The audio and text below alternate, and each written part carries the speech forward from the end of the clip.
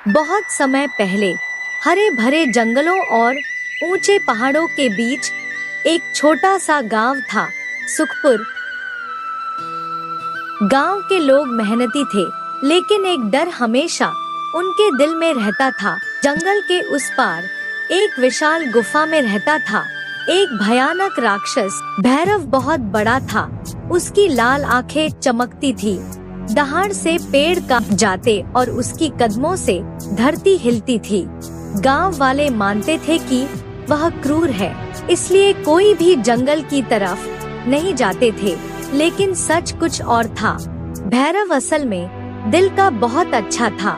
वह किसी को कोई नुकसान नहीं पहुंचाता था, बस लोग उसे देखकर डर जाते थे। इसलिए वह अकेला अपनी गुफा में रहता था। साल गांव में बहुत बड़ा सूखा पड़ा, खेत सूख गए, कुएं खाली पड़ गए और अनाज खत्म होने लगा। लोग भूखे रहने लगे। तब गांव के मुखिया ने कहा, अब क्या होगा? हमारे पास खाने के लिए कुछ नहीं बचा है। उसी दिन भैरव पहाड़ की छोर से गांव को देख रहा था। उसने बच्चों की रोने का आवाज सुना। उसका दिल पिघल गया। मैं डरावना जरूर हूँ, लेकिन इन लोगों को भूखा नहीं देख सकता।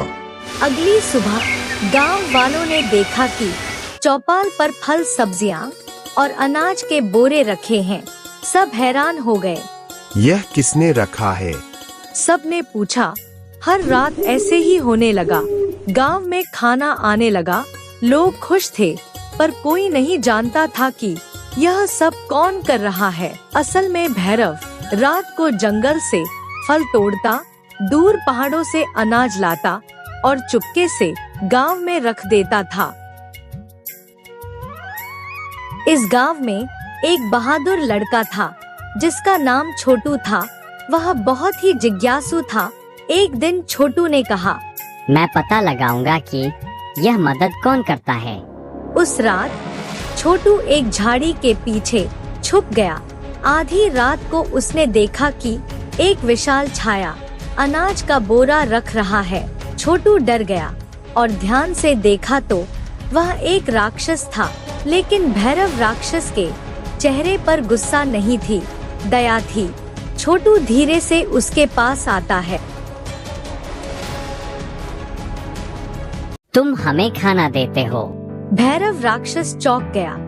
हाँ, पर किसी को बताना मत, लोग मुझसे डरते हैं। छोटू ने मुस्कुराया और कहा, अब मैं नहीं डरता हूँ। कुछ दिनों बाद डाकुओं ने गांव में हमला कर दिया।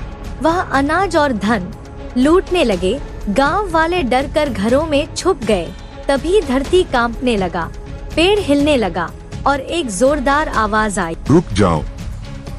भैरव गांव के बीच आया। डाकू हंसने लगे और कहा, एक राक्षस हमारा क्या बिगाड़ेगा? लेकिन अगले पल भैरव ने अपनी शक्तियों से पेड़ को उठाकर डाकुओं का रास्ता रोक दिया और इतनी जोर से दहाड़ा कि डाकू डरकर भाग गए। गांव वाले खिड़कियों से सब देख रहे थे। तब छोटू सबके सामने आया और बोला, यही है वह जिन्होंने हमें भूख से बचाया। यही हर रात हमारे लिए खाना लाते थे। गांव वाले शर्मिंदा हो गए। तब मुखिया ने कहा, हमने तुम्हें बिना जाने गलत समझा, हमें माफ कर देना। माफी मांगने की कोई जरूरत नहीं है। तुम मुझे अपना मानो, वही काफी है मेरे लिए। ऐसे ही कुछ दिन बीत जाते हैं। एक दिन बहुत तेज बारिश हुई। कई घरों का अनाज भीग गया। छोटे बच्चे फिर से भूखे रहने लगे। तब भैरव राक्षस ने रात में जंगल से फल, सब्जी और अनाज की बोरियां लाकर चौराहे पर रख दिया।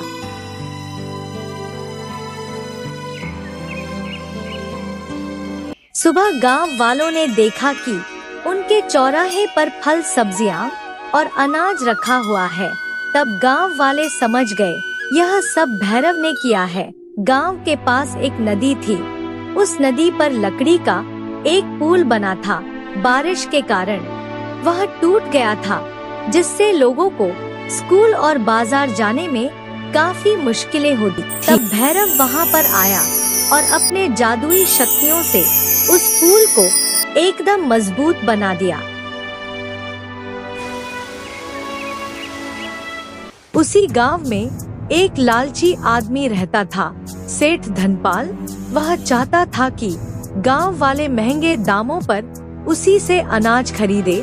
जब उसने देखा कि भैरव राक्षस गांव वालों का मदद कर रहा है, तो वह नाराज हो गया और कहा, यह जरूर कोई चाल है।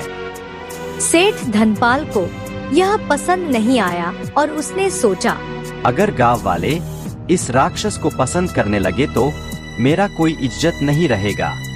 तभी सेठ धनपाल के घर के बाहर एक साधु महाराज आया।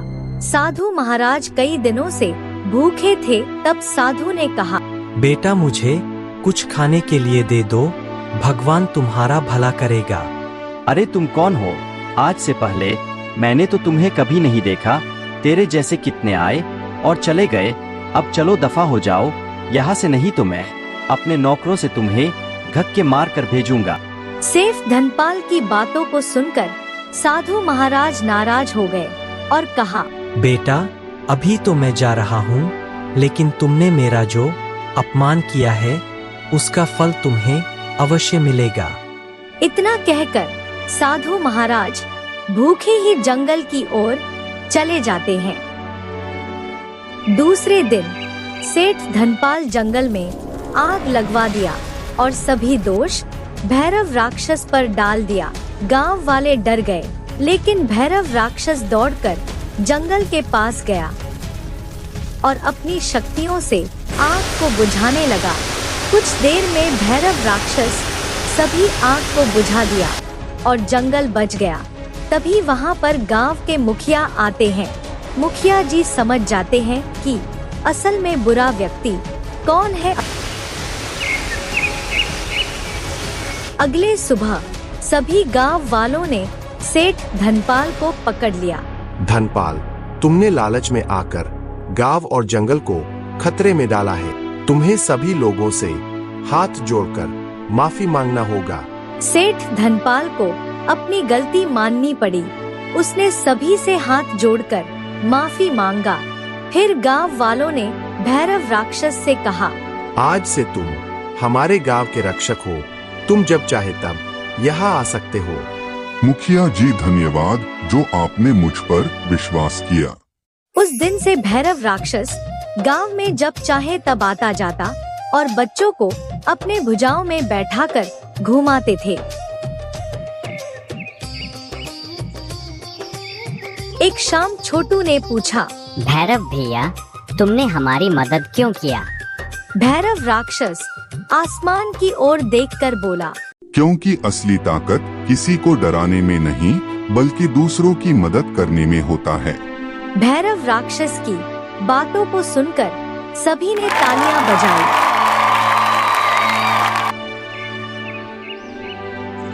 एक दिन चलते चलते साधु को वह भैरव राक्षस दिखा जो एक पेड़ के नीचे सो रहा था। तब साधु भैरव राक्षस के पास गया और कहा, हे विशालकाय दानव, मेरा मदद करो। साधु की बातों को सुनकर भैरव राक्षस की नींद खुल गया। हे साधु महाराज, आप कौन हो और मैं आपका क्या मदद कर सकता हूँ? मुझे बहुत जोर का भूख लग रहा है। मैंने कई दिनों से कुछ नहीं खाया है। क्या आपको मुझसे डर नहीं लगता? भला मुझे क्या किसी का डर? एक दिन तो सभी को इस जगत से जाना ही है। तब भैरव राक्षस ने साधु के लिए ढेर सारा भोजन लगाया और साधु महाराज खाना खाने लगे। खाना खाने के बाद साधु महाराज ने कहा, मैंने आज तक दूसरों की मदद करने वाला राक्षस कभी नहीं देखा। तुम अवश्य ही कोई मायावी राक्षस हो। कृपया करके मुझे बताइए कि तुम कौन हो और सबका मदद क्यों करते हो। तब भैरव राक्षस ने जोर जोर से हंसा और बोला,